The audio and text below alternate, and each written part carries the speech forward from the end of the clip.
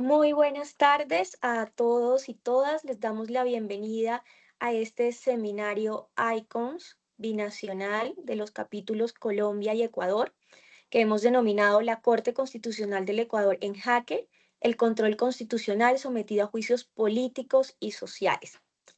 Queremos resaltar que este es el primer seminario que realizamos en conjunto dos capítulos de la Sociedad de ICONS Internacional y esperamos que sea el primero de muchos con el propósito de fomentar el diálogo entre los capítulos, intercambiar opiniones y por supuesto servir de puente para desde la academia aportar soluciones a los distintos problemas que desde el ámbito del derecho constitucional enfrentan los diferentes países, no solamente de Iberoamérica, sino a nivel mundial.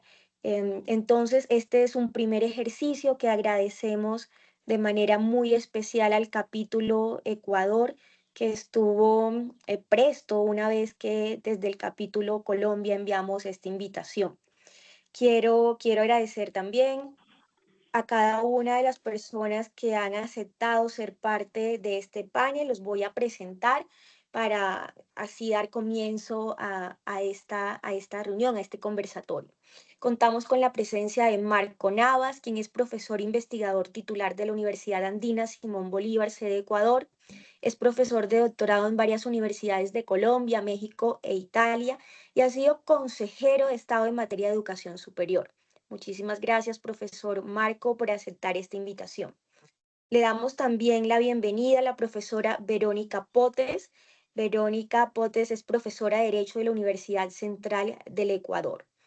A su vez, bienvenido, profesor Teodoro Verdugo Silva, quien es PhD en Ciencia Política de Flaxo, México, y también PhD en Derecho de la Pontificia Universidad Católica del Perú.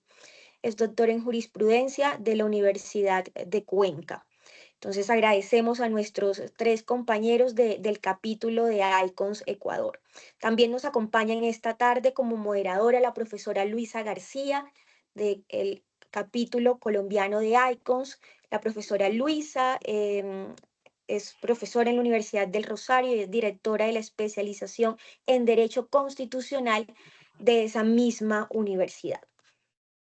Entonces, para contextualizar un poco el debate que nos ha traído esta tarde a conversar, tenemos que, según las notas de prensa que hemos recibido, que leemos en Colombia, y por eso hemos invitado a estos profesores ecuatorianos para conocer la situación de primera mano, hemos tenido conocimiento que la Corte Constitucional del Ecuador suspendió parcialmente artículos de tres leyes en materia económica y de seguridad que habían sido impulsadas por el Ejecutivo.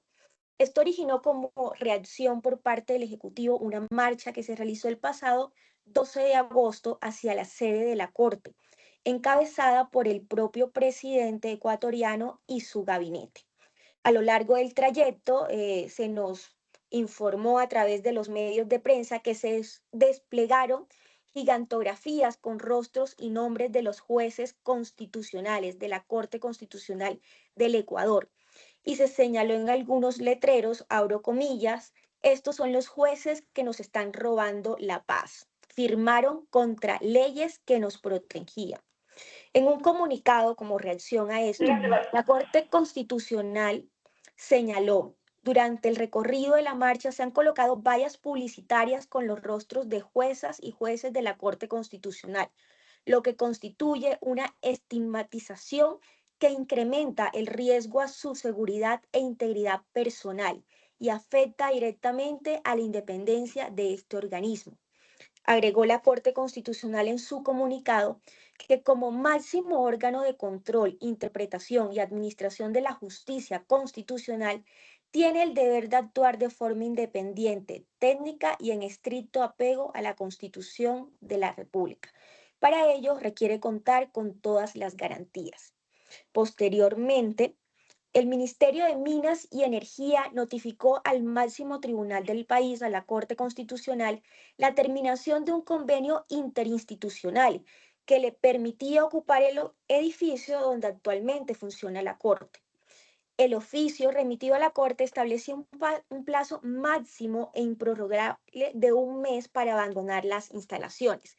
Sin embargo, apenas 24 horas después, el mismo ministerio rectificó.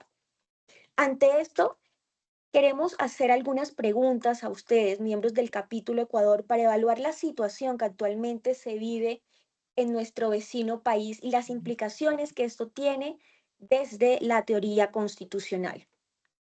Le doy la palabra a nuestra compañera Luisa, quien ha preparado unas preguntas para cada uno de ustedes.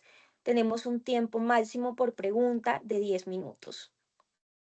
Bueno, muchas gracias, Vanessa. Gracias a nuestros invitados y gracias a todos los que nos están acompañando en este evento que efectivamente pues, nos reúne para hablar sobre temas que seguramente nos convocan no solamente a los colombianos, sino también pues, a los ecuatorianos y nos interpelan un poco acerca, digamos, del rol de los tribunales constitucionales. Entonces, como primera medida, quisiéramos iniciar por usted, profesor Marcos, y más allá, digamos, de la presentación que nos acaba de hacer Vanessa, quisiéramos de pronto que nos contextualice acerca de la situación actual de la Corte Constitucional del Ecuador y digamos, bueno, podríamos hablar, digamos, de un cuestionamiento, de un cuestionamiento de la legitimidad precisamente de la Corte y digamos en qué consiste esa, como, como ese cuestionamiento o ese riesgo que está, digamos, enfrentando la Corte Constitucional Ecuatoriana el día de hoy. Adelante, profesor Marcos. Gracias por la invitación. Es un verdadero placer el poder hacer actividades conjuntas justamente desde los académicos que en mi caso hemos trabajado bastante entre Colombia y Ecuador durante muchos años y es muy grato el poder compartir con ustedes esta tarde. Yo quisiera recentrarme un poco en el tema doctrinario de lo que es el control constitucional, ¿sí? Y exponer unos 7, 8 elementos acerca de lo que es el modelo de control constitucional en el Ecuador para información también general, digamos, de los colegas de Colombia, que es un modelo bastante parecido al colombiano, pero va un poco más allá porque crea una institución por sobre los poderes del Estado, que es la Corte Constitucional. Eso no pasa en Colombia porque la Corte en Colombia pertenece a la rama judicial. Entonces hay diferencias y hay semejanzas con Colombia. Y eso quisiera resaltar.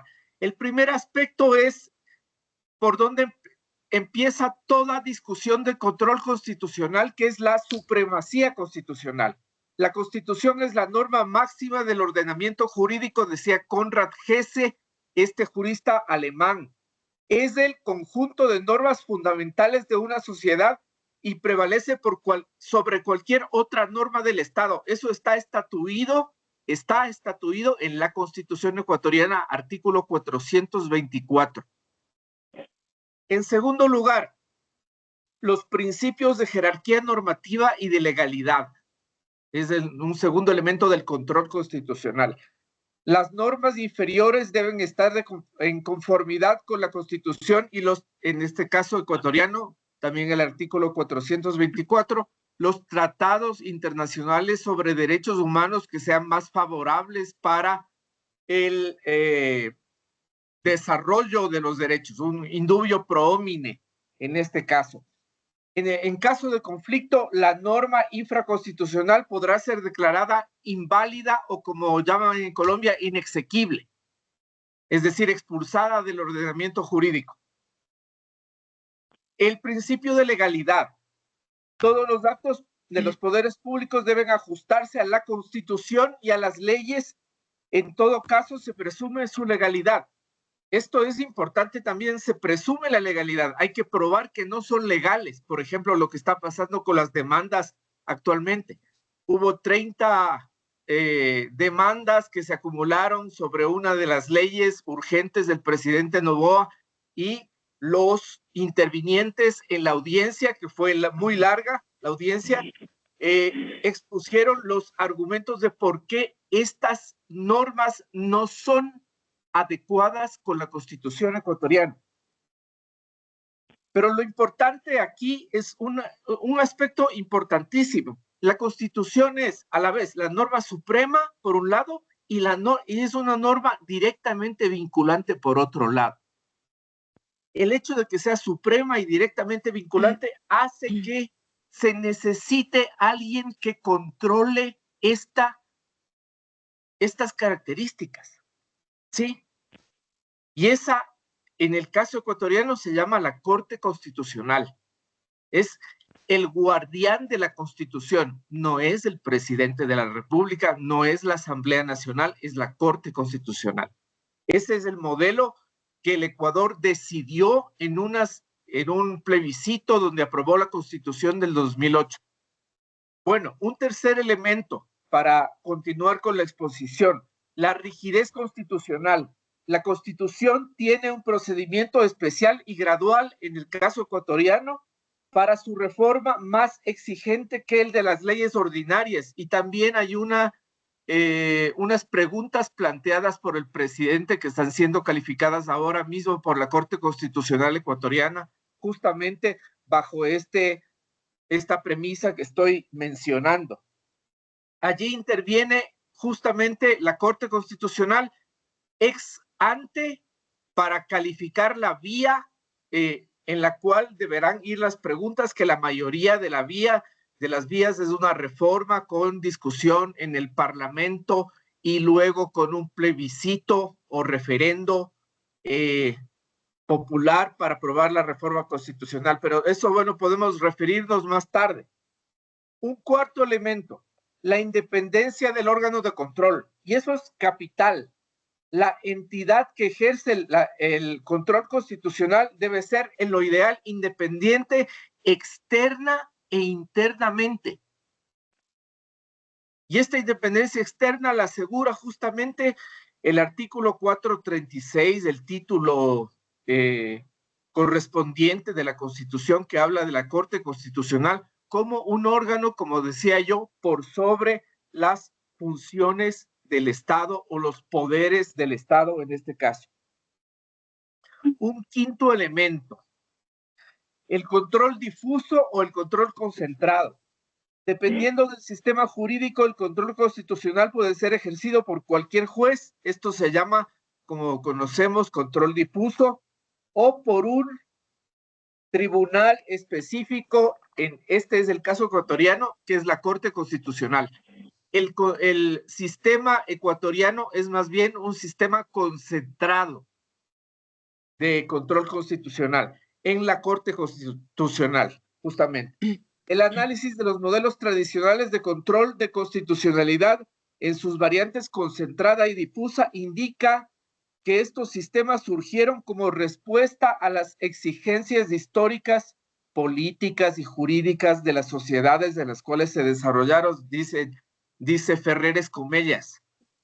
Ecuador tiene este modelo, digamos que es, como dije yo ya, legitimado el modelo de control concentrado, o más bien concentrado, con unas ciertas características de control difuso por la Corte Constitucional del Ecuador, la que dicta las líneas, la que establece los precedentes respecto de la aplicación de las normas constitucionales bajo unas reglas, y eso es importantísimo. Es decir, la Corte no actúa políticamente bajo argumentos solamente políticos.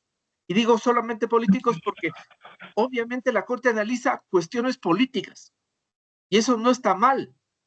Toda Corte Constitucional en todo el mundo, y esto vemos que hay Cortes Supremas como en Estados Unidos o Argentina, o tribunales constitucionales como en Alemania o España, digamos, que deciden asuntos políticos. Pero lo hace bajo una metodología jurídica y bajo una argumentación jurídica, sobre todo. Un sexto punto, el principio de interpretación conforme. En caso de duda, las normas deben interpretarse de manera compatible con la Constitución para evitar conflictos de inconstitucionalidad, de tal manera que se puede modular la norma al efecto. Por ejemplo, en el caso del matrimonio igualitario en Ecuador, que se moduló la misma norma constitucional, se le dio una interpretación pro derechos a esa norma. Sí, eso significa que la Corte tiene una cierta deferencia también. Y yo creo que la está ejerciendo de alguna manera. Deferencia con quien produce la norma, que es el legislador o la Asamblea Nacional en el caso ecuatoriano, o el colegislador, que es el Ejecutivo. Entonces, no es que la Corte abusa, digamos, de sus facultades, sino que tiene más bien, o debería tener, deferencia hacia el legislador. Un séptimo principio para ir acabando la intervención: la accesibilidad y tutela judicial efectiva. Todo ciudadano debe tener la posibilidad de acceder a los mecanismos, digamos, necesarios para el control constitucional, para defender sus derechos. La acción de inconstitucionalidad en el Ecuador es pública. Por eso tenemos, como les decía yo, sobre una de las leyes planteadas por el presidente Noboa y aprobadas por la Asamblea, tenemos 30 demandas, porque es una acción popular, es una acción pública, y esto es la base de una democracia participativa y sustantiva. Y ahí viene el tema también, un tema importante, que es el constitucionalismo deliberativo. ¿Cómo logramos crear espacios de deliberación en cuanto a la discusión constitucional justamente con este tipo de mecanismos? ¿Sí? Y un octavo tema para ir terminando: el control preventivo y posterior, como les decía yo, puede ejercerse ex ante, o sea, ex ante la promulgación de la norma, control preventivo como el de vía de la consulta popular, de las preguntas o de tratados internacionales antes de que sean aprobados por la Asamblea Nacional, o después de la entrada en vigor de la norma, que es un control posterior, o como le llama la doctrina, represivo. Es un control represivo, por ejemplo, en el caso de los estados de excepción, que también son, lamentablemente, por la crisis de inseguridad que vive el Ecuador, son muy frecuentes. Hemos vivido en estado de excepción, creo que más de 2 años. Permanentemente, prácticamente, la mitad del país ha vivido en estado de excepción. Bueno, para concluir, estos fundamentos garantizan que el orden jurídico y las actuaciones del Estado guarden concordancia con la Constitución, afirmando el respeto a quién. La Constitución, ¿qué hace? ¿Por qué la Constitución, se dicen los doctrinarios alemanes, ¿no? ¿Por qué una Verfassung, una Constitución? Porque traza las líneas de la relación del Estado con los ciudadanos. Entonces, cuando tenemos una Corte Constitucional, en mi modesta opinión, como está diseñada en el caso ecuatoriano, esa Corte Constitucional garantiza los derechos de los ciudadanos al garantizar la vigencia de la Constitución. Y también garantiza, obviamente, la seguridad jurídica y la estabilidad del sistema legal. Entonces, estas serían un poco algunos elementos doctrinarios, como dije yo, que creo que pueden ser importantes para la discusión que hagamos esta tarde. Muchas gracias. Muchas gracias, profesor Marcos. Muy clara su explicación y nos sirve mucho para contextualizar efectivamente el rol de la Corte Constitucional. Ahora vamos a pasar al profesor Teodoro Verdugo y quisiéramos, profesor Verdugo, que nos hablara más de los jueces y nos hablara de cuál es el rol, bueno, primero, cuál es como la forma de designación de los jueces de la Corte Constitucional, en qué medida, digamos, estos jueces son reconocidos o son, digamos, legítimos bajo una elección relativamente, digamos, transparente y cuáles son, digamos, los límites, o sea, cómo, digamos, hay como una especie de control frente al poder de estos jueces de la Corte Constitucional ecuatoriana. Listo, voy a tratar de responder de la mejor manera posible a sus valiosas preguntas. Un atento y respetuoso saludo a todos y todas. Para mí es un honor participar en este evento. Saludos desde la ciudad de Cuenca, Ecuador. Ojalá nos puedan visitar pronto, las puertas de mi casa siempre están abiertas. Lo que usted plantea es bastante interesante y además profundo. ¿Por qué? Porque nos obliga a que hagamos un ejercicio de cuál ha sido en este caso la historia de lo que actualmente llamamos la Corte Constitucional. Como bien ya nos hizo caer en la cuenta el doctor Marco Navas, la Corte Constitucional ecuatoriana es un órgano colegiado muy poderoso dentro del país, y cuando uno hace un análisis comparado con sus pares de otros países, también cae en la cuenta que las potestades que tiene la Corte Constitucional ecuatoriana sobrepasan y por mucho a las de la Corte Constitucional colombiana, al Tribunal Constitucional peruano. Con esto no quiero decir o no estoy criticando a la Corte Constitucional, sino lo que quiero que se caiga en la cuenta es de que la actual Corte Constitucional es producto de un proceso constituyente que se llevó adelante en el 2008. Y en el 2008 cambiaron muchísimas cosas en el Ecuador.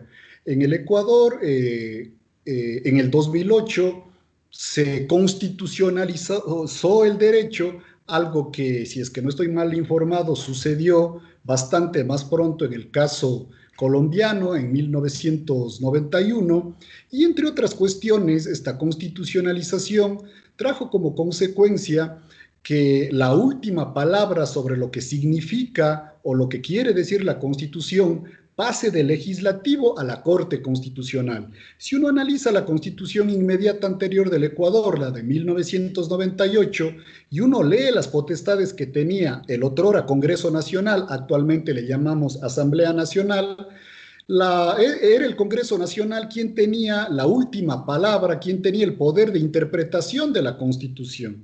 Es decir, si había algún desacuerdo sobre lo que significa o lo que implicaba tal o cual arreglo normativo, era el Congreso, a través de una ley interpretativa, quien hacía esa interpretación. Por supuesto que en aquel tiempo el Tribunal Constitucional solucionaba determinados tipos de problemas, etcétera, etcétera, pero no tenía la última palabra. Lo que hace el constituyente del 2008, entre otras cuestiones, es quitarle esa potestad al legislativo y otorgarla directamente a la Corte Constitucional. Y eso trae como consecuencia que sea la Corte Constitucional la que tenga la última palabra sobre lo que significa la Constitución, sin olvidar otras potestades que por cuestión de tiempo no podemos mencionar. Pero lo que sí hay que tomar en consideración es que otra decisión que toma el constituyente del 2008 es blindar a la Corte Constitucional y alejarla de la posibilidad de que sea sometida a juicio político. Entonces, a propósito de lo que ustedes plantean en el banner por medio del cual invitan al público a este evento, una de las preguntas a respondernos es si es que la actual Corte Constitucional o la Corte Constitucional ecuatoriana debe o no debe ser sometido a juicio político. ¿Se debe o no se debe realizar un cambio en el diseño institucional ecuatoriano para que sea sometido a juicio político? Y para eso yo quisiera, de la manera más breve, por supuesto, abordar también, imitando a lo que hizo el doctor Marco Navas, hacer un abordaje por un lado teórico-doctrinario y por otro lado un abordaje de carácter coyuntural. Vamos con el teórico-doctrinario. ¿Cuál es el antecedente de lo que actualmente llamamos Corte Constitucional? En el Ecuador el antecedente es un organismo que se llamaba el Tribunal de Garantías Constitucionales, que se crea con la Constitución ecuatoriana de 1945. Esa constitución duró apenas un año, algo que deben saber ustedes desde que el Ecuador, en cuanto a número de constituciones, se disputa con Haití. Hemos sido muy inestables en cuanto a los cambios constitucionales, pero ese órgano que se creó en el 45, luego vuelve a aparecer en la Constitución del 79, con la cual retornamos a la democracia. A lo largo de la década de los 80 teníamos precisamente este famoso Tribunal de Garantías Constitucionales con la Constitución del 79, que fue codificada en algunas ocasiones. Cuando hablo de codificación, léase algunas reformas, pero luego hubo una codificación en el 92 donde se crea la Sala de lo Constitucional de la Corte Suprema de Justicia del Ecuador. Es decir, hubo un momento donde en este país cohabitaba un cuerpo colegiado llamado Tribunal de Garantías Constitucionales y por otro lado la Sala de lo Constitucional de la Corte Suprema de Justicia. Y si ustedes me preguntan, ¿esos cuerpos colegiados podían ser sometidos a juicio político? La respuesta es sí, sí podían ser sometidos a juicio político.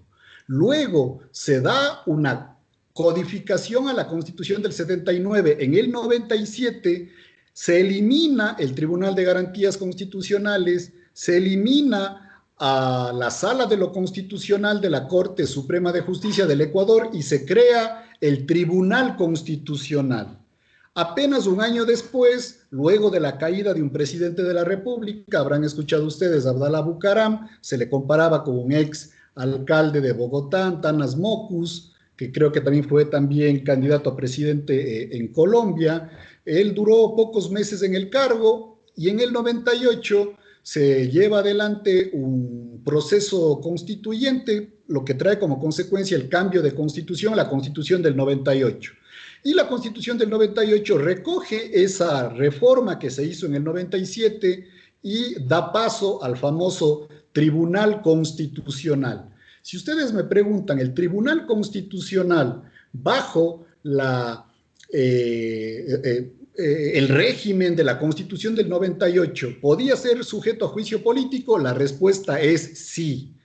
Entonces, no es que en el Ecuador lo que actualmente es la Corte Constitucional no podían ser sometidos a juicio político, sí eran sujetos de juicio político. Sin embargo, en el Ecuador entre el 97 y el 2007 pasó algo que no es tan raro para los ecuatorianos, que es una etapa de profunda inestabilidad política.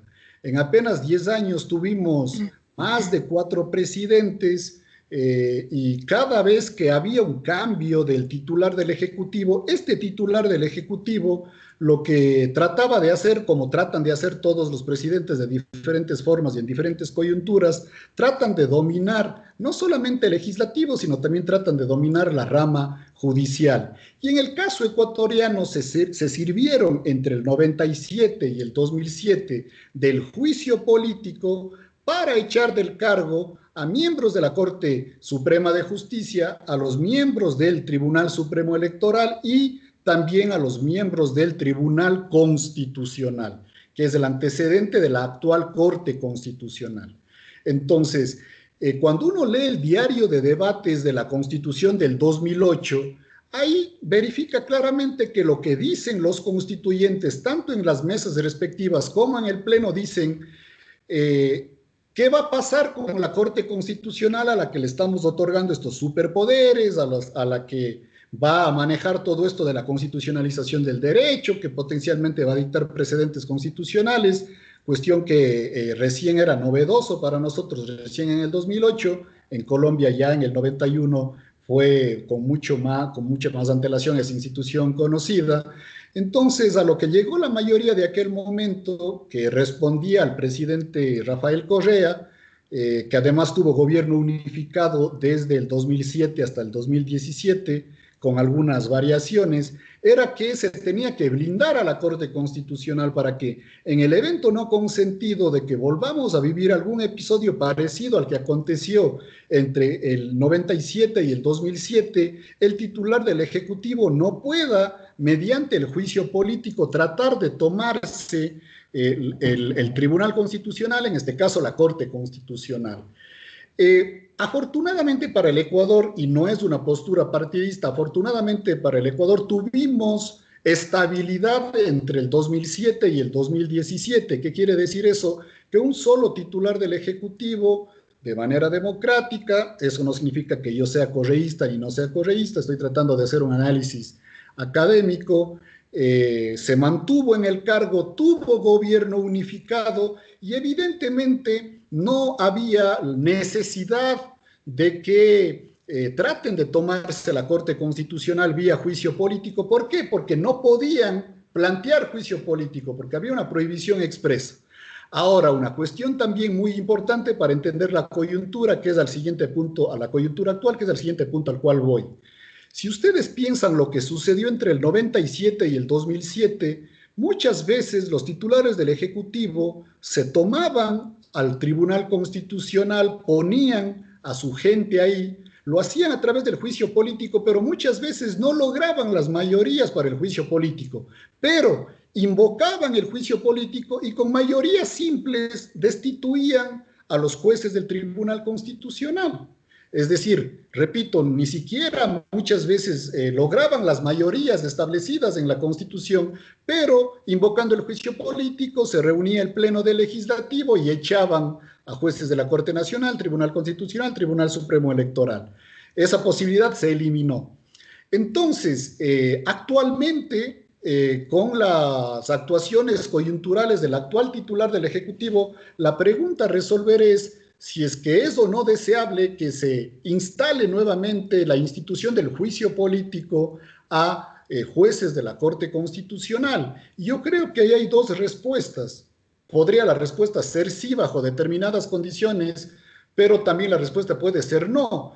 En las actuales condiciones, a mi juicio, la respuesta debería ser no. ¿Por qué? Porque lo que propone el actual titular del Ejecutivo es un arreglo institucional por medio del cual con mayoría simple se pueda prescindir de uno o de varios jueces o de todos los jueces del Tribunal Constitucional. Y ese arreglo institucional, en la forma en la que se está presentando la potencial pregunta que está siendo analizada por la propia Corte Constitucional y que muy probablemente se nos consultará en diciembre de este año,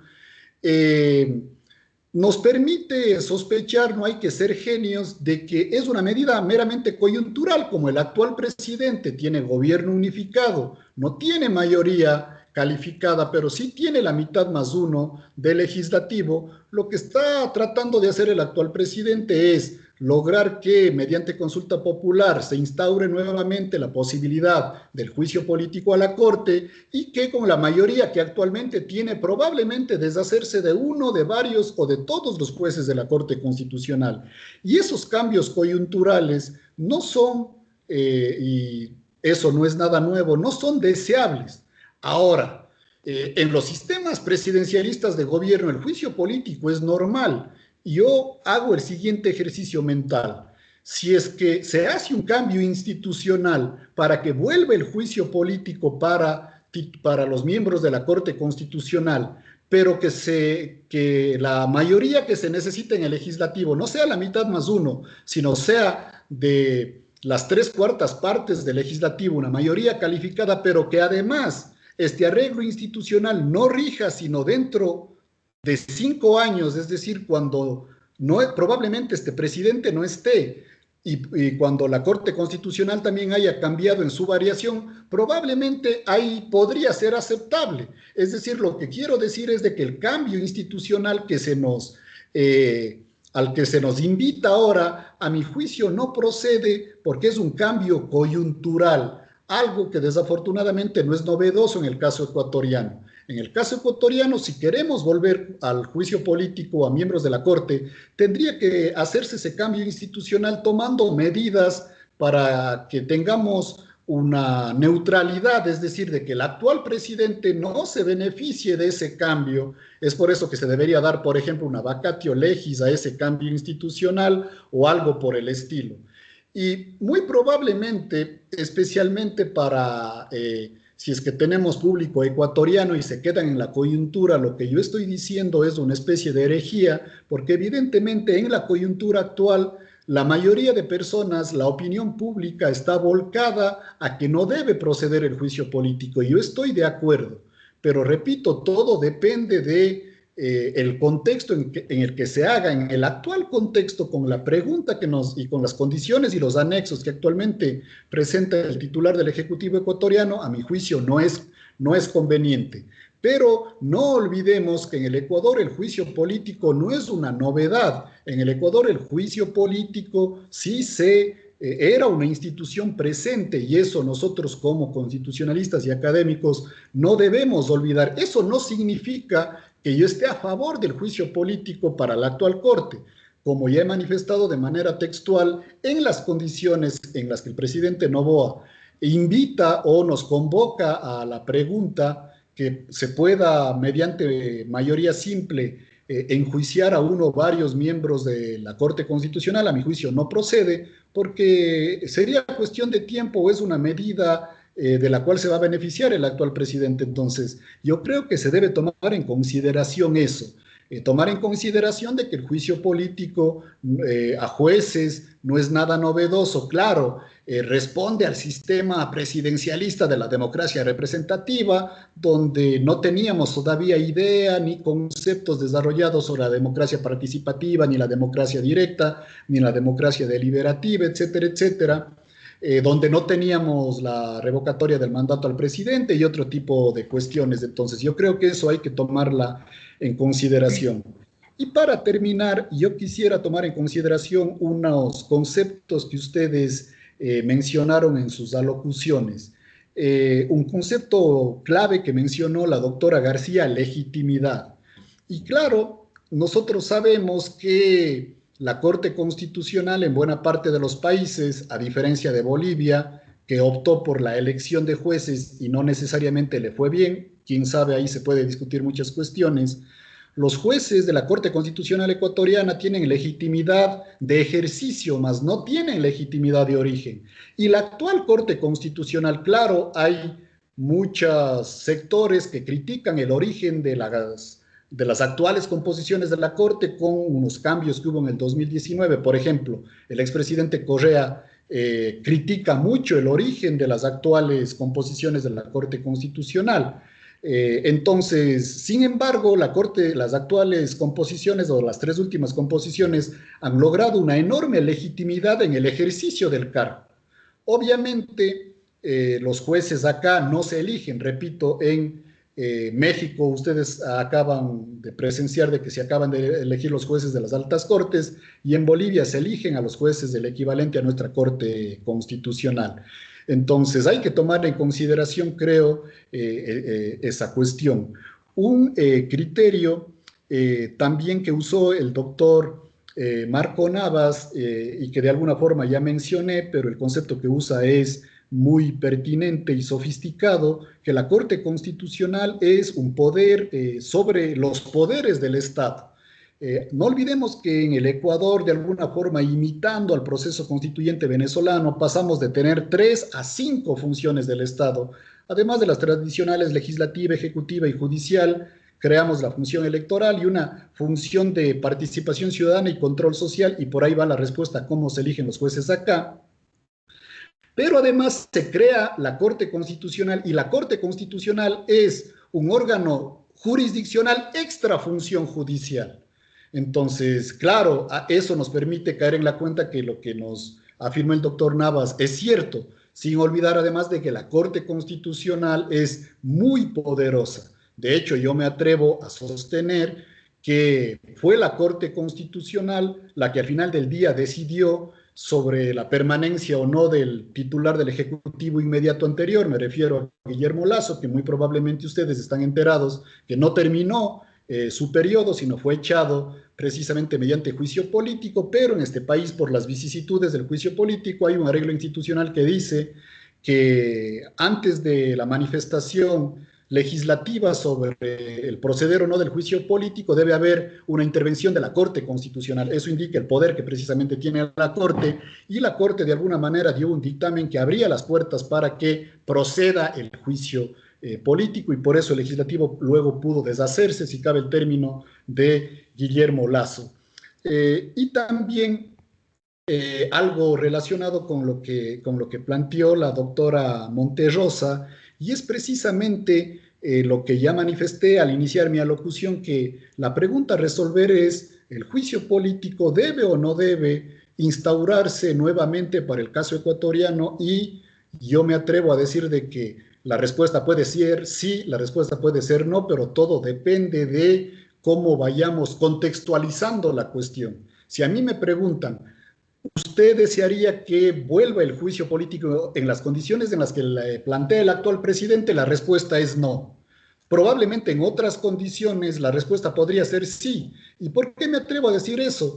porque fueron los propios miembros del partido político que blindó a la Corte Constitucional que luego cayeron en la cuenta que no les convenía o que no era una buena idea de que la Corte Constitucional esté tan blindada, y luego del 2008 en varias ocasiones plantearon la posibilidad de que se instaure el juicio político a miembros de la Corte Constitucional. Desafortunadamente, olvido el nombre y el apellido de este ex legislador correísta o de la Revolución Ciudadana, que también fue constituyente.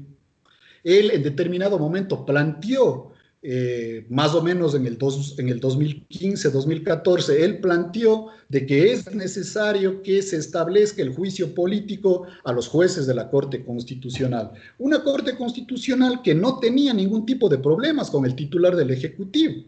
No había la pugna que hay ahora, y sin embargo de eso hubo un legislador oficialista que planteó esa cuestión. Luego también un actor político importante acá, ex candidato a presidente de la República, alcalde de una ciudad muy importante como es Guayaquil, el abogado Jaime Nebot, él también planteó en determinado momento, creo que en el 2016-17, planteó la necesidad de que se instaure nuevamente el juicio político a los jueces de la Corte Constitucional. Entonces, lo que yo estoy diciendo, si bien no es novedoso, lo que yo quisiera que caigan en la cuenta quienes nos escuchan, es que esta idea de instaurar el juicio político no necesariamente es nueva, no necesariamente es nueva, pero repito, las actuales condiciones, a mi juicio, no hacen que sea una posibilidad. Eso es todo por el momento, muchas gracias. Muchas gracias, profesor Teodoro. Bueno, digamos que ha planteado muchos temas, digamos, muy novedosos para nosotros en Colombia, y particularmente este tema del juicio político.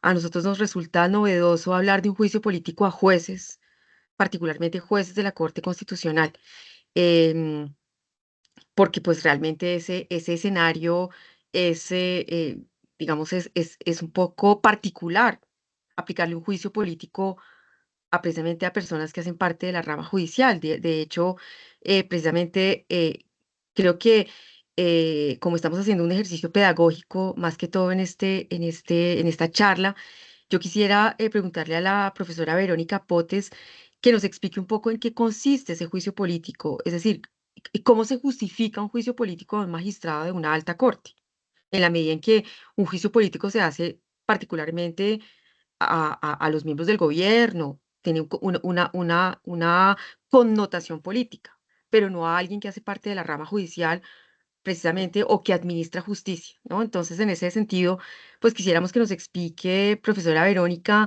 eh, cómo se justificaría también un juicio político a los jueces de la Corte Constitucional, y si ese juicio político podría hacérsele a toda la Corte y, digamos, hacer como O a uno por una, uno. o uno por uno, exactamente. Gracias. Sí, pues, muchas gracias. Y bueno, al abordar la respuesta a lo que me está planteando, voy a referirme un poco a lo que han dicho los contertulios anteriormente, porque creo que tiene mucho que ver.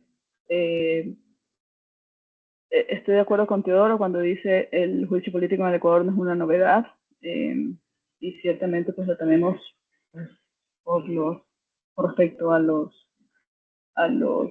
presidentes o quienes ejercen la ejecutiva, con respecto a los miembros del gabinete. Luego eso dio paso a, para quienes están en el poder, una alegación de abuso, y por lo tanto pues el juicio político que en Ecuador, estoy hablando de los miembros del gabinete del gobierno, cuando terminaba se llama interpelación, si no estoy mal, y terminaba en juicio de no confianza, no recuerdo exactamente el nombre.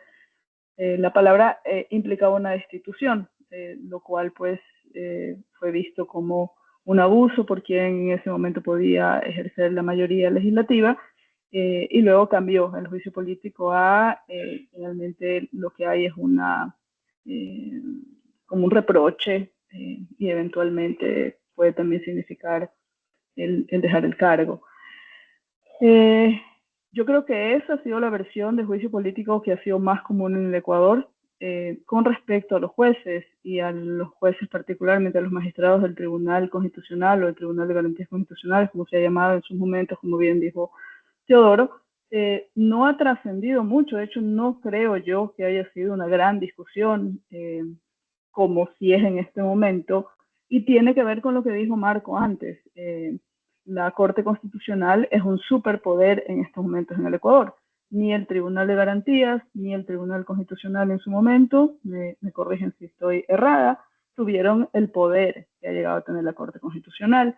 Y creo que de ahí nace, por un lado, el oportunismo del presidente de la República actual, que dice, bueno, pues entonces son un superpoder, pero el que ha sido elegido soy yo, en la tradición ecuatoriana de, si quieres hablar, tienes que ser elegido, lo cual es también un abuso de autoritarismo, muy común, por cierto, y a través de todas las ideologías políticas.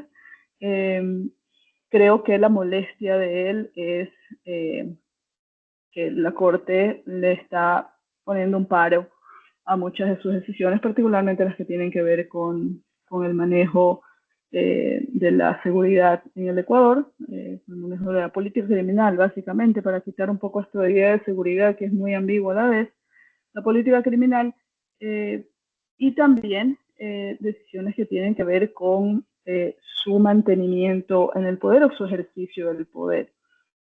Yo no sé si ustedes recuerdan o conocen, pero el gobierno el primer periodo del presidente Noboa ha estado marcado por unos abusos de poder impresionantes. Se peleó con la vicepresidenta desde que llegó al cargo, y eso significó un ostracismo y unas medidas que eso sí no habíamos conocido antes en el Ecuador, como por ejemplo que a la vicepresidenta la mandaran de embajadora en un país que está en un tremendo acto de genocidio, por cierto, Israel.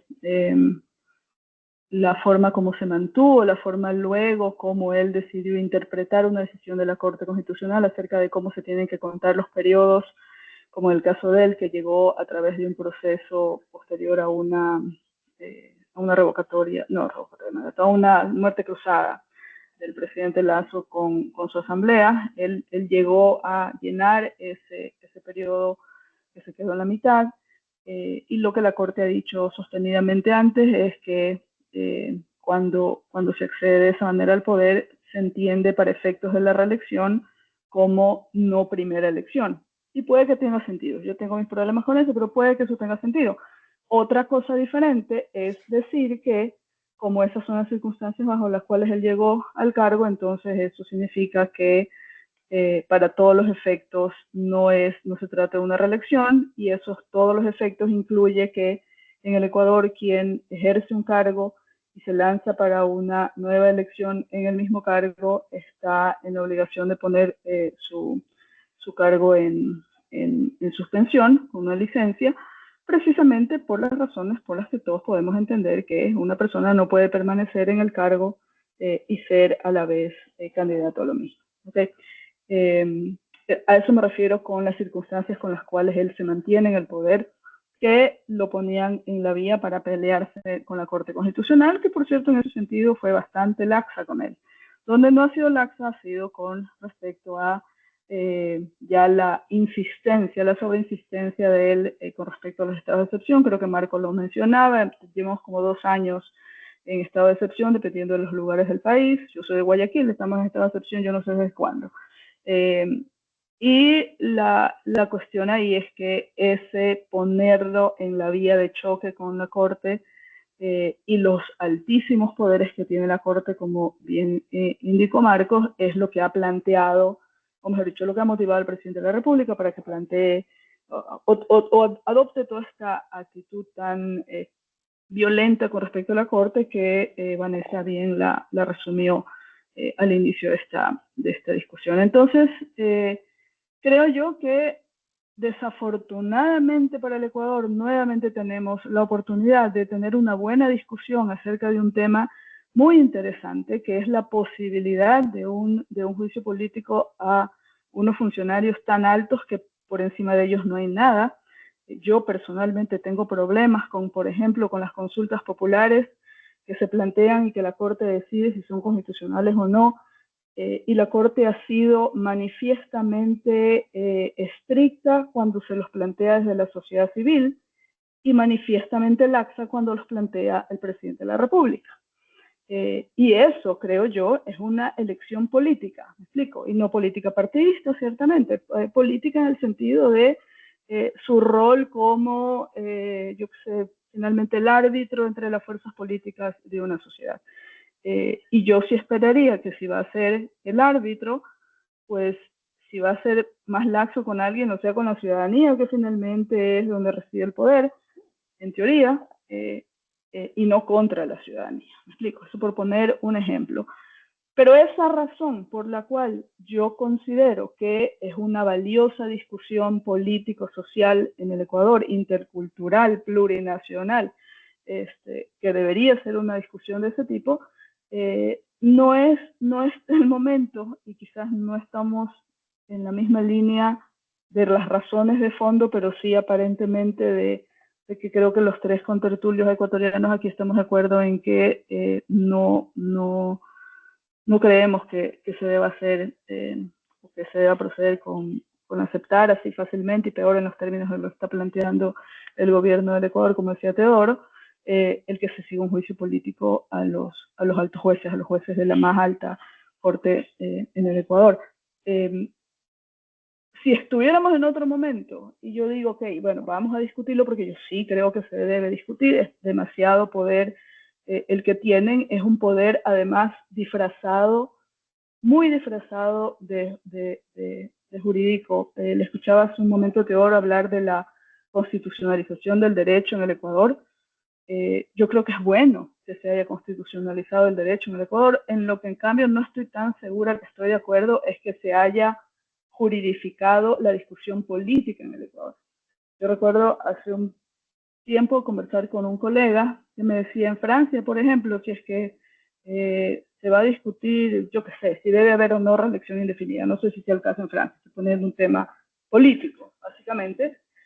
A quien se acude para tener luces, para discutir, para promover un debate, es a gente, yo qué sé, pues cientistas políticos, sociólogos, sociólogas, gente que tiene una discusión más elaborada que lo meramente técnico-legal. En el Ecuador, todas esas discusiones, es impresionante cómo ustedes prendan la televisión en cualquier momento a la hora en la que se plantean las discusiones y las entrevistas sobre los temas de actualidad. Quienes hablan son abogados. Y yo soy abogada también, y pues, nosotros tenemos opiniones sobre todos los temas.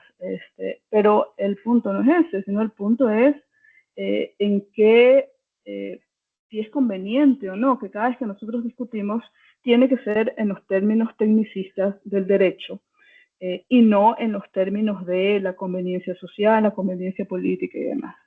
Entonces, en ese sentido, por ejemplo, estaba consultando en Brasil, donde tienen un juicio político a jueces, es interesante hasta los términos que utilizan. Ellos le llaman crímenes de responsabilidad, pero creo que la palabra más adecuada para la traducción sea instancias de responsabilidad, algo así, pero no exactamente crímenes, porque no es penal la cuestión. Y las razones por las cuales los jueces pueden ser llevados, los altos jueces, los más altos magistrados pueden ser llevados a juicios políticos son, uno, cuestiones que creo que podríamos estar de acuerdo: alterar una decisión o un voto ya emitido, salvo que se encuentre ese cambio en un nuevo recurso. Adelantar juzgamiento, adelantar juicio, yo creo que todos conocemos esa figura también. Ejercer actividades político-partidistas, y también se entiende por qué esperaríamos de un juez que no incurra en eso, por lo menos mientras está ejerciendo el cargo. Proceder de modo incompatible con la honra, la dignidad, el decoro, y ser abiertamente dejado, estar en desidia evidente en el ejercicio del cargo, ¿verdad? Yo no sé si es que cuando el presidente Noboa planteó esto, lo comentó, se le ocurrió, lo pensó, de todas esas razones, ninguna es a las que él se ha referido. Quizás a la que se han referido no él, sino sus partidarios, sobre todo sus asambleístas, es una muy populista, ¿no? De preguntar a la gente, ¿y cuánto se demora un caso en la Corte Constitucional? Porque mira cómo los jueces de la Corte no atienden a tus problemas. Yo trabajo con la Alianza de Derechos Humanos, nosotros somos activistas y activistas del derecho a la vez, y tenemos serios problemas con los problemas de, mejor dicho, con la poca celeridad de la Corte en casos que son importantes para ciudadanos y sobre todo para grupos más vulnerables. Y ni eso siquiera, y las muchas otras consideraciones que tenemos de preguntarnos en qué mismo está pensando a veces la Corte cuando decide ciertos casos, ni esa situación se nos ha ocurrido como para decir, bueno, vamos a plantear un juicio político a los jueces, por una razón, y es que las personas a las que el presidente Noboa como que quiere incitar a rebelarse contra la Corte o a volverse violentos contra la Corte, son precisamente las personas que no tienen ninguna capacidad para incidir en las decisiones de la Corte, en las decisiones acerca de si admite o no admite a trámite algo, si es que revisa o no revisa, si es que deselecciona casos que se seleccionó previamente, todas las cosas que hemos pasado quienes trabajamos en temas de derechos humanos. Entonces, en ese sentido, a lo que voy es a que sería bueno tener una discusión de este tipo, ciertamente. Yo no me cierro a eso, precisamente porque creo que los jueces tienen un poder de la Corte Constitucional de Ecuador, quiero decir, que no tiene ningún otro funcionario, que a veces lo ejercen, que muchas veces o casi siempre el ejercicio es un ejercicio político, aunque no lo querramos reconocer los abogados. El derecho, yo soy de la línea o de la escuela que dice que el derecho es política al fin del día, pero que en estos momentos quien está detrás de esa instigación no lo hace con objetivos democratizantes ni con objetivos de realmente cuestionar el poder político ciertamente que tienen los jueces de la Corte Constitucional. Y solamente por eso digo, déjelo tranquilo, no es el momento, hagámoslo en otras circunstancias. Y ciertamente no veo cómo podría defenderse destituir a la Corte por completo, a la pregunta de Vanessa, sino hacerlo por casos individuales. Y ciertamente tampoco por cualquier tema. Acá se ha planteado, recojo el ejemplo que puso Marcos hace un momento acerca del matrimonio igualitario, razón por la cual nuevamente se trata de incitar a una población muy conservadora como es la población ecuatoriana contra una decisión que creo que técnicamente es muy aleccionadora para los ecuatorianos, para la sociedad ecuatoriana acerca de lo que el derecho encierra. Y el derecho, si a nosotros nos ofrece que no nos va a discriminar, no puede a la vez reconocer una norma, por muy constitucional que sea, por mucho que la hayamos votado, como tantas otras normas que votamos de las 400 y pico que son los artículos que tiene la Constitución ecuatoriana. Yo dudo que alguien pueda decir, yo sí voté por el artículo 4720. ¿Verdad? Ahí un poco me separo de lo que decía Marcos, es que nosotros elegimos, ¿verdad? Yo no estoy tan segura que los ecuatorianos elegimos ningún modelo de nada, ¿verdad? Nosotros nos sometemos a un proceso que posiblemente no tenga otra forma de hacer, ¿verdad? Si vamos a tener una constitución y tiene 444 artículos, no es uno por uno que vamos a votar, ¿verdad? Vamos a votar por todos o nada. Y la respuesta en democracia va a ser el vaivén del momento, desafortunadamente. Y yo sí creo que ahí tenemos un problema de democracia fundamental en el Ecuador, no un problema jurídico.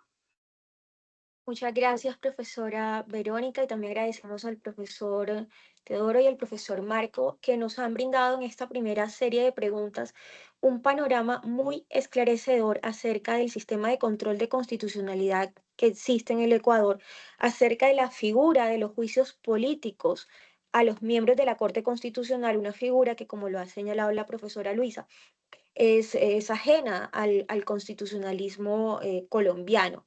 Entonces, sus intervenciones nos han permitido entender el panorama desde el punto de vista conceptual y jurídico de lo que sucede actualmente en el Ecuador. Nuestro seminario ha sido em, titulado La Corte Constitucional sometida a juicios políticos y juicios sociales. Hemos hablado hasta este momento del juicio político y lo hemos entendido muy bien gracias a los importantes planteamientos que los tres han presentado. Ahora vamos a hablar un poco del juicio social. Entonces vamos a empezar con el profesor Marco Navas. Y nuestra pregunta aquí tiene que ver, o en esta pregunta quisiéramos saber su opinión sobre si el control constitucional puede o no ser objeto de control ciudadano. Por ejemplo, la posibilidad de que se realicen marchas ciudadanas en contra de las decisiones de un tribunal o corte constitucional tienen o no cabida en el ordenamiento constitucional actual y en la teoría constitucional actual.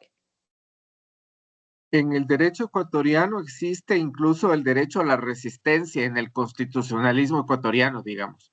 Entonces, la libertad de expresión plenamente se puede ejercer ante la Corte Constitucional. De hecho, hay plantones todos los días de grupos determinados que tienen intereses sobre casos en la Corte.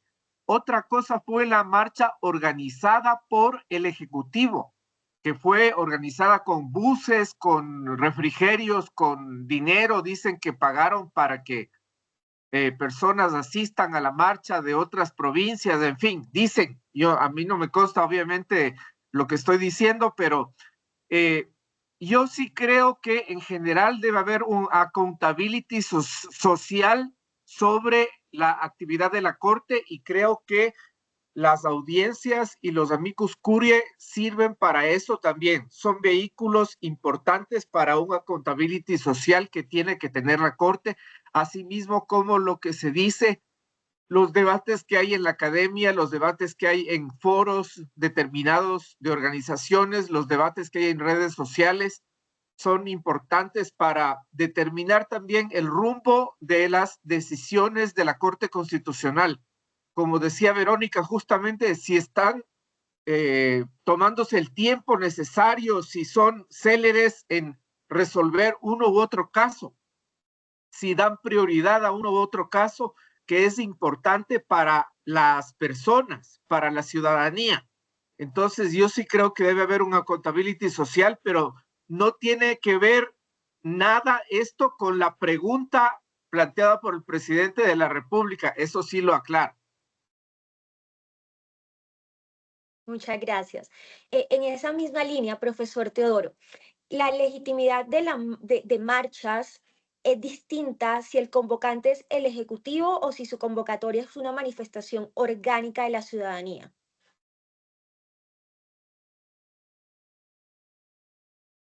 No le estamos escuchando. Mil disculpas, estaba el micrófono apagado. Bueno, la pregunta que usted plantea es compleja en el buen sentido de la palabra, porque a mi juicio el origen de la movilización social y que dicha movilización traiga como consecuencia precisamente esta rendición de cuentas o accountability, que es el término y la categoría teórica que ha traído a colación el doctor Marco Navas, creo que es positivo, ¿no? Y efectivamente en el Ecuador, por lo menos desde el 2008 hasta la actualidad, cuando arrancamos con el Tribunal Constitucional para el periodo de transición, luego con la primera Corte Constitucional, segunda Corte Constitucional y así sucesivamente hasta las actuales composiciones, efectivamente ha habido una accountability social, ¿no? En diferentes casos han habido movilizaciones, plantones frente a las instalaciones de la Corte Constitucional, por ejemplo, en cuestiones relacionadas con el matrimonio igualitario, hubo movilizaciones a favor y en contra, en cuestiones relacionadas con el aborto, cuestiones relacionadas a favor y en contra, y de hecho ahí entra en juego ese término o esa categoría que mencioné en mi primera intervención a propósito de lo que había dicho la doctora García, la legitimidad, ¿no? La legitimidad de origen, la legitimidad de ejercicio. Precisamente creo que una forma de accountability social es preguntarnos qué tan buen nivel de legitimidad de ejercicio tienen las cortes. Y yo creo que podemos ir analizando cada una de las composiciones de la Corte que hemos tenido hasta la actualidad y podemos decir de que hay algunas composiciones que han tenido más legitimidad, otras que han tenido menos legitimidad.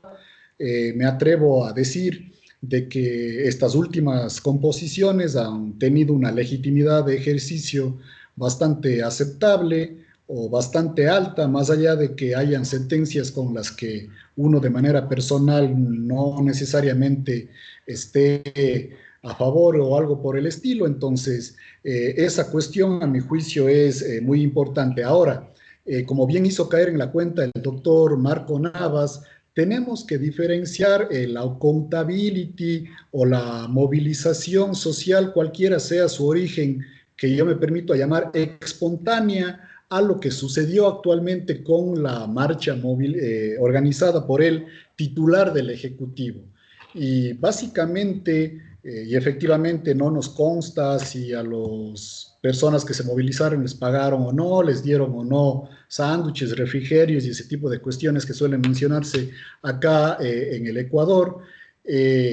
Pero lo que sí está claro es de que detrás de esa marcha hay una finalidad política explícita, y la finalidad política es precisamente disminuir el capital simbólico, disminuir el prestigio que tiene la Corte, crear una narrativa que precisamente abra las puertas a que una de las preguntas que está planteando el titular del Ejecutivo pase el control, curiosa y paradójicamente, de la propia Corte Constitucional. Y esa es una paradoja, porque es esta Corte Constitucional la que va a tener que decidir si es que la pregunta que establece más o menos lo siguiente: ¿está usted de acuerdo con que se instaure el juicio político a miembros de la Corte Constitucional por parte de la Asamblea Nacional, y el juicio político procederá con una mayoría simple, la mitad más uno, más o menos? Esa es la regla o el arreglo institucional que se está tratando de consultar. Pero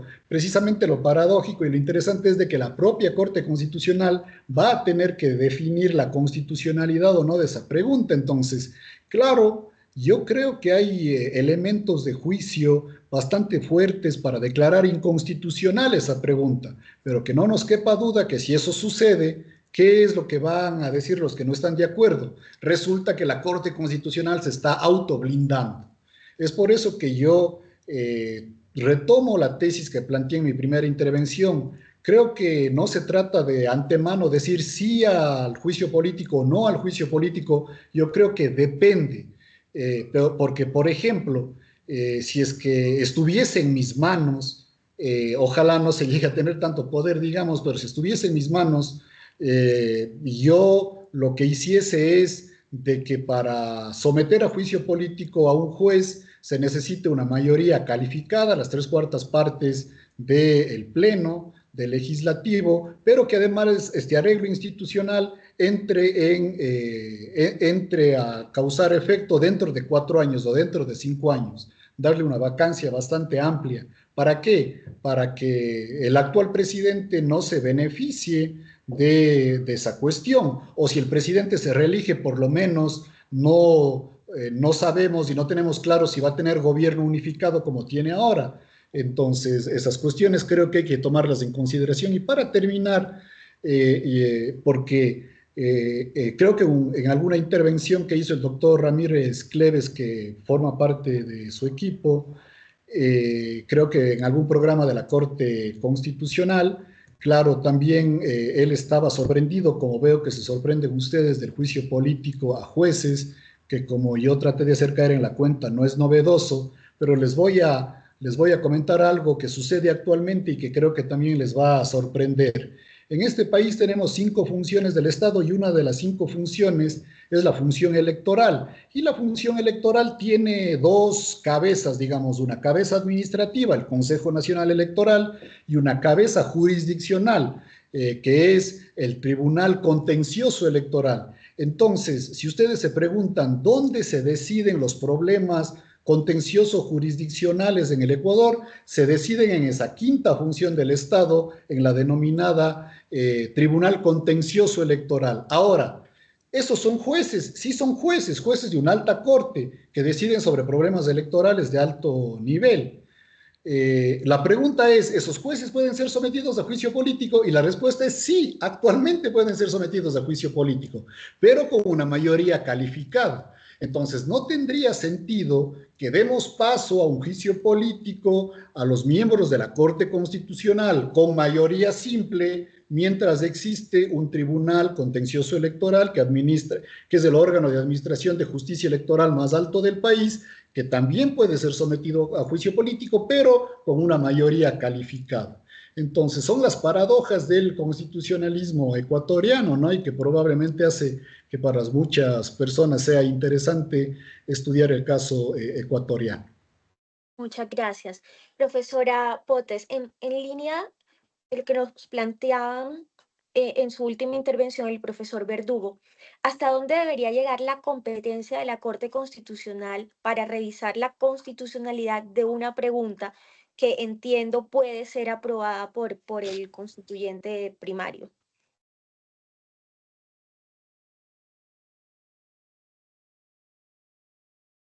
No, no la estamos escuchando. Sí, muchas gracias. Ya. Ahí sí me escuchan, ¿no? Ya, perfecto.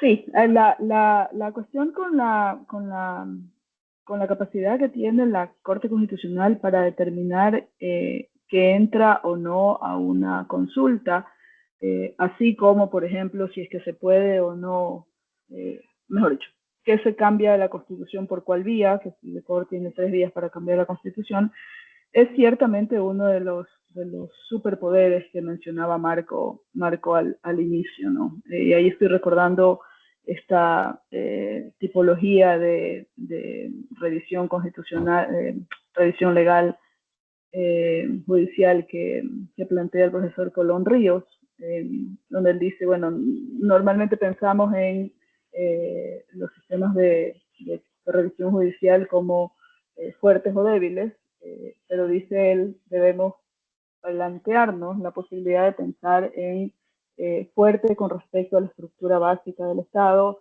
o débil con respecto a la estructura básica del Estado, y tiene que ver con se puede plantear una discusión acerca de la constitucionalidad de alguna disposición sobre la cual la Corte tenga la última palabra en los términos regulares, pero dice la diferencia entre la básica, la débil y la fuerte. Discusión acerca de la estructura básica del Estado tiene que ver con quién al fin tiene la última palabra, ¿no? Y nos pone el ejemplo de, creo que es Belice y de India, en lo que dice, bueno, allá no se puede simplemente plantear esa discusión. En Latinoamérica, Ecuador es uno de los casos, la Corte perfectamente puede declarar inconstitucional una disposición, no puede negar alguna reforma vía la asamblea o las formas conjuntas que tiene el Ecuador, pero que eventualmente eso se lo puede decidir vía una nueva constituyente y demás.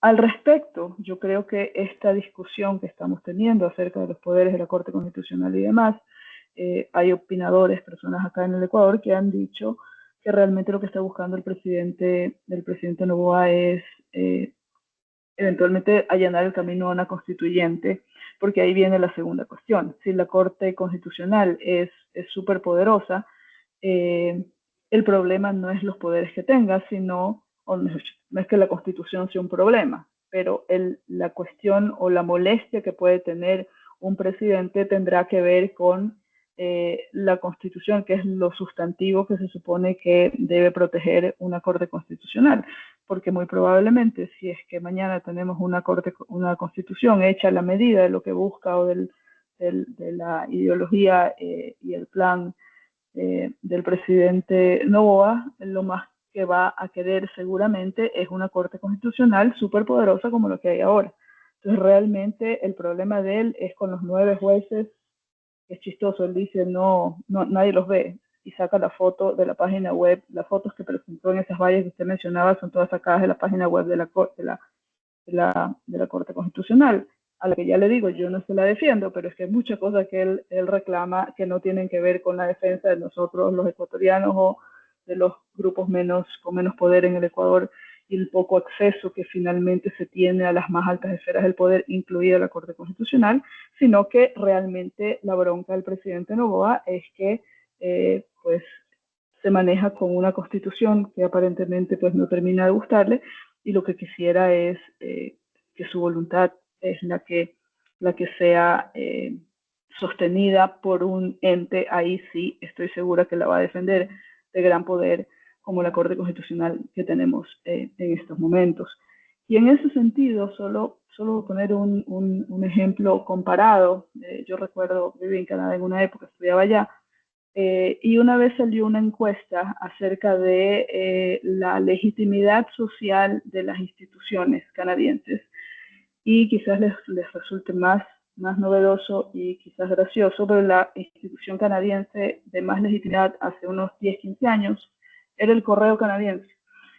Y la segunda era la Suprema Corte de Canadá. ¿Por qué? Porque estamos hablando también de un país con una cultura jurídica en la cual uno dice, bueno, pues yo puedo no ganar en todo juicio que planteo, que me plantean, pero por lo menos me dan buenas razones.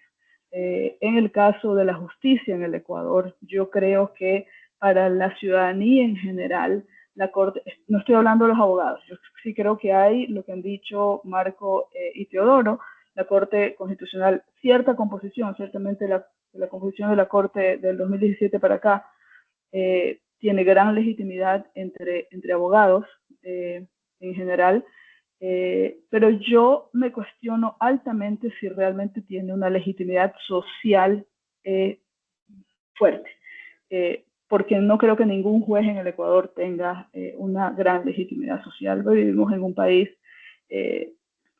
sumido entre la corrupción y el abuso, incluido en las cortes. Entonces, en ese sentido, yo recuerdo, por ejemplo, les decía hace un momento, le preguntaba a Marco acerca de las movilizaciones y los plantones en la corte. Usted agarre cualquier semana algún tema que tenga que ver con derechos humanos y yo voy a ser la que está plantada ahí.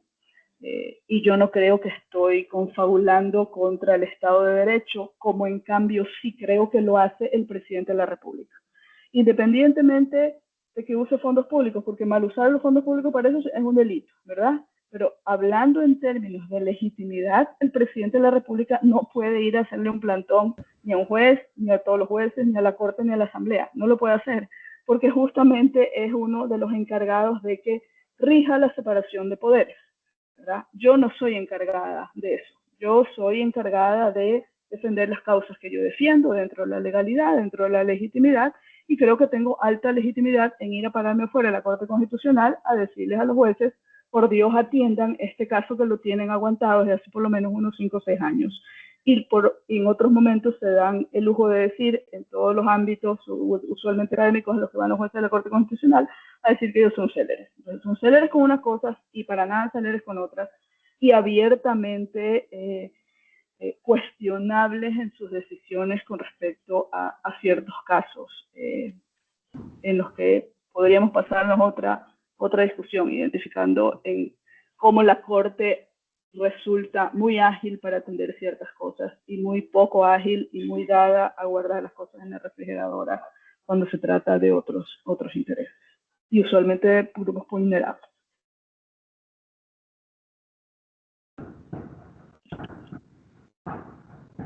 No te oímos, Vanessa. Perdón. No te Bueno, ya escuchamos. para finalizar tenemos una pregunta del público, la puede contestar cualquiera de nuestros tres panelistas, a quien aprovecho nuevamente para agradecer esta invitación de Icons Colombia. Esperamos que este no sea el primer y último seminario binacional que organizamos. Creo que ha sido un espacio muy productivo. Entonces, la pregunta de nuestro público, les pido por favor que la contestemos en un minuto, la puede contestar cualquiera de nuestros tres invitados. ¿Qué tensiones y problemas generaría contar con un periodo fijo y definitivo, entiendo, vitalicio, para los magistrados y magistradas de la Corte Constitucional? Yo, si me Vero- permiten, solo Verónica, una idea, claro. muchas gracias, una idea muy rápida que tengo. Yo creo que un cargo vitalicio ayuda a separar a los jueces de las tensiones del momento o de las presiones del momento. En algún momento también conversábamos con alguien sobre este tema de la Corte Constitucional y los cargos, y es que siento también que la poca experiencia de jueces, por no llamarle la excesiva juventud, a veces también corre en contra, porque teniendo 9 años como el máximo de tiempo que van a estar, por lo menos los jueces en el Ecuador, tienen que pensar en lo que van a hacer luego. Y lo que va a hacer luego es, mi vida va a seguir y en qué condiciones voy a seguir. Yo creo que esa presión es muy fuerte y yo creo, no voy a decir nombres, pero creo que la noto en ciertos jueces de la Corte. Muchas gracias. Profesor Marco, profesor Teodoro, ¿quieren manifestar algo para concluir? Yo creo que es preferible la alternatividad en ese caso, en periodos que no coincidan con el periodo del presidente de la República, como pasa actualmente en el diseño de la Corte ecuatoriana, que es bastante parecido al de la Corte colombiana en ese sentido de los periodos. Yo creo que es saludable la alternatividad sin dejar o desmerecer los comentarios que hizo Verónica sobre el tema también de jueces que tengan más experiencia en el puesto, pero yo creo que en autocracias o en democracias débiles como las latinoamericanas, cargos vitalicios no son convenientes.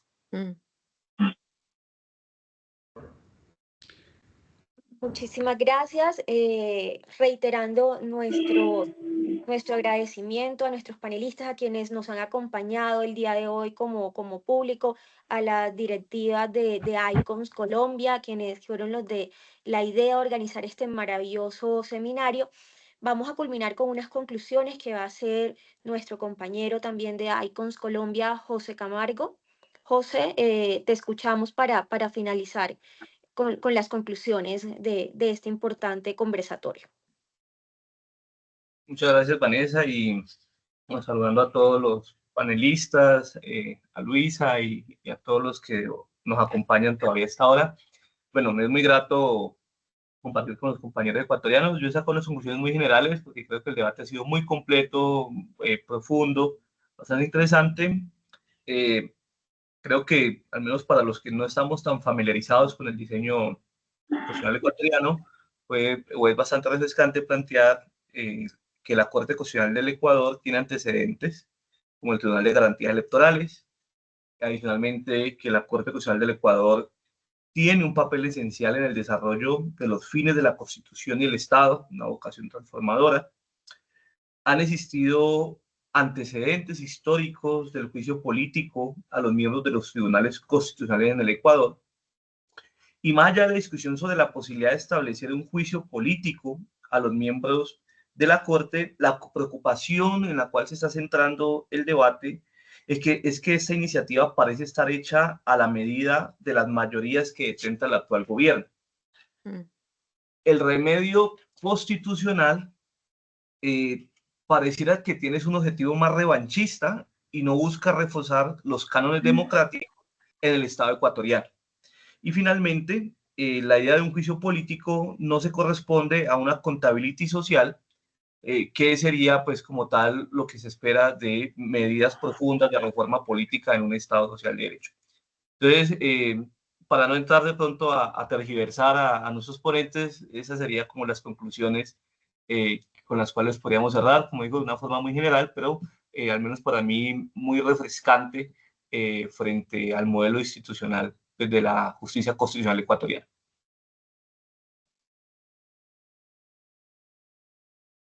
Bueno, creo que hemos aprendido mucho hoy. Ha sido un ejercicio pedagógico muy enriquecedor. Muchas gracias a todos los panelistas por habernos ilustrado, porque efectivamente, a pesar de la cercanía, pues desconocemos muchos detalles y efectivamente aspectos tan trascendentales como el juicio político, que para nosotros sigue siendo algo muy novedoso en el escenario colombiano. Muchas gracias a todos. Creo que vamos a Gracias. seguir también con estos formatos. Entonces, gracias a los panelistas, gracias a los miembros de ICON, gracias a todos los que nos acompañaron en este panel y gracias a todos los asistentes. Y bueno, hasta una nueva oportunidad. Feliz noche para todos. Gracias. Muchísimas gracias, un gusto. Chao. Hasta Hasta luego. luego. Un placer. Gracias. Buenas Adiós. noches. Gracias. Buenas noches. Hasta luego.